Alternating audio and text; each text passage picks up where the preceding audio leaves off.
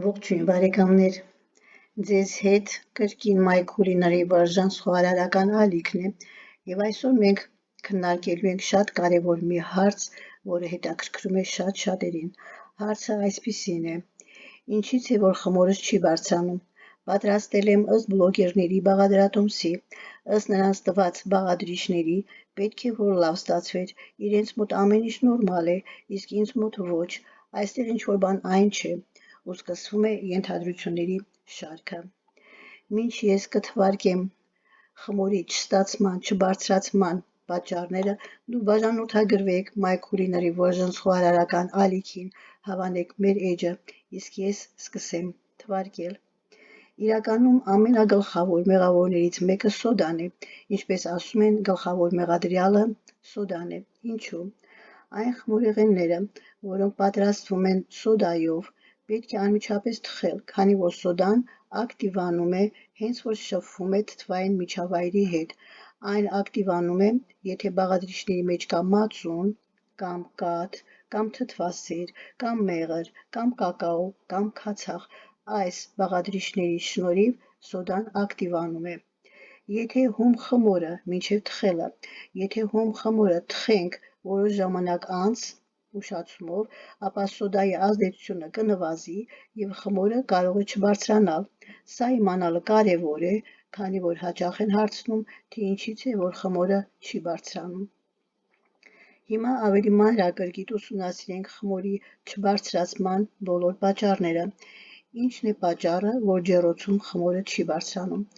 Խոսելու ենք 3 հիմնական պատճառի մասին։ Առաջին պատճառ կամ խմորի բաղադրիչների պատճառով խմորը չի բարձրանում, որոնք էին բաղադրիչները, վերևում մենք թվարկեցինք, կամ խմորի սխալ պատրաստման եղանակի պատճառով խմորը չի բարձրանում, կամ ջեռոցի պայմանների պատճառով խմորը չի բարձրանում։ Հիմա հերթականությամբ քննարկենք։ Առաջին պատճառը որն էր։ Խմորի բաղադրիչների պատճառով խմորը չի բարձրանում։ Քննարկենք այս առաջին կետը։ Հնարավոր է, որ խմորիչը, այսինքն դրոժը, կամ սոդան, կամ փխրեցուցիչը հնացած լինեն, արդյունքում խմորը չի բարձրանա։ Հիմա առանձին խոսենք խմորիչի, այսինքն դրոժի մասին։ Եթե խմորիչը չի ակտիվանում, չի փրփրում, նշանակում է, ինչու չպետք է չփրփրի, կամ ջուրը շատ տաք է եղել, որի պատճառով խմորիչը սպանվել է, այսպես ասած, կամ ջուրը շատ սառն է եղել, խմորիչը չի ակտիվացել, կամ խմորիչի պիտանելիության ժամկետը անցել է։ Հիմա ինչ անել։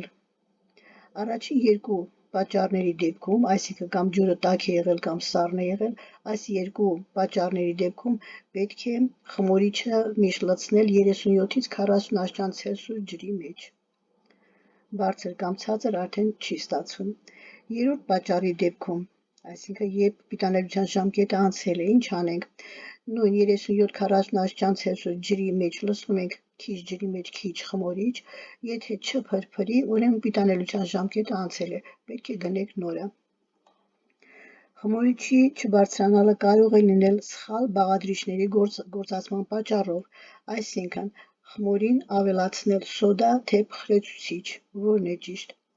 Վերևում մենք քննարկեցինք, որ դեպքում սոդան կարող է չակտիվանալ, նշեցինք կաթ, մածուն, մեղր, քացախ եւ այլն, դրանց դեպքում եթե չկա, չի ակտիվանում։ Հիմա եթե սխալ է գործածել, այսինքն որտեղ չկա այդ բաղադրիչներից որևիցե մեկը, սոդան չի ակտիվանա, ուրեմն պետք է հակառակը վերցնեք, փխրեցուցիչը վերցնեք։ Օրինակ, խմորին ավելացրել եք սոդա, որտեղ չկա թթու բաղադրիչ, մածուն, կաթ, թթվասեր, քացախ, կակաո, մեղր,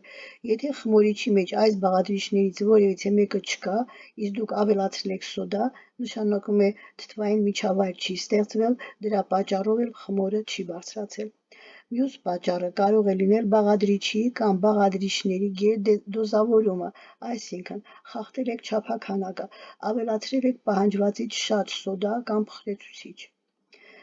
Հիմա երկրորդ կետը,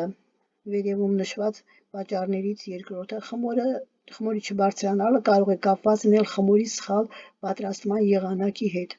Ինչպես կարող ենք սխալ պատրաստել խմորը։ Օրինակ, խմորը շատ խիտ է, հնարավոր է ալյուրը պահանջվածից շատ է եղել, իսկ հեղուկը քիչ, որի պատճառով խմորը չի կարողանում բարձրանալ, ծանրանում է, չի բարձրանում։ Մյուս կետը, խմորը շատ եք խառնել, մասնավորապես քեքսի, բիսկվիթի և այլ դեպքերում շատ խառնելը նեղացնում է խմորը։ Մյուսը, բարձր ճարպայնության ժամանակ խմորը կարող է չբարձրանալ։ Շատ յուղ, կարագ կամ ձու օգտագործելուց կարող են ծալացնել զանգվածը։ Խմորը կարող է թթված չլինել։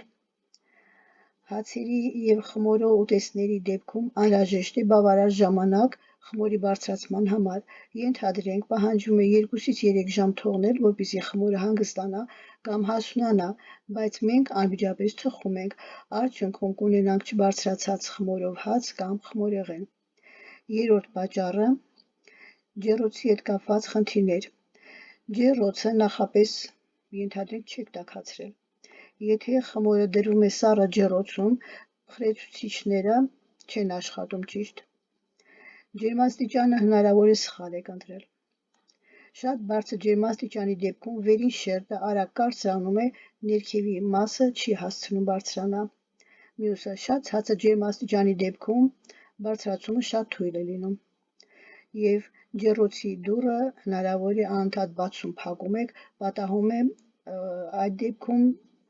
ժամանակից շուտ բացում եք, տաք օդի դուրս գալը միանգամից իջեցնում է խմորը։ Ահա այս 3 պատճառները և իրենց ենթապատճառները, ենթակետերը, որոնք քննարկեցինք, թե ինչու կարող է խմորը չբարձրանալ։ Առայժմ այսքանը, մեկ այլ տեսահոլովակում ես կխոսեմ սոդայի և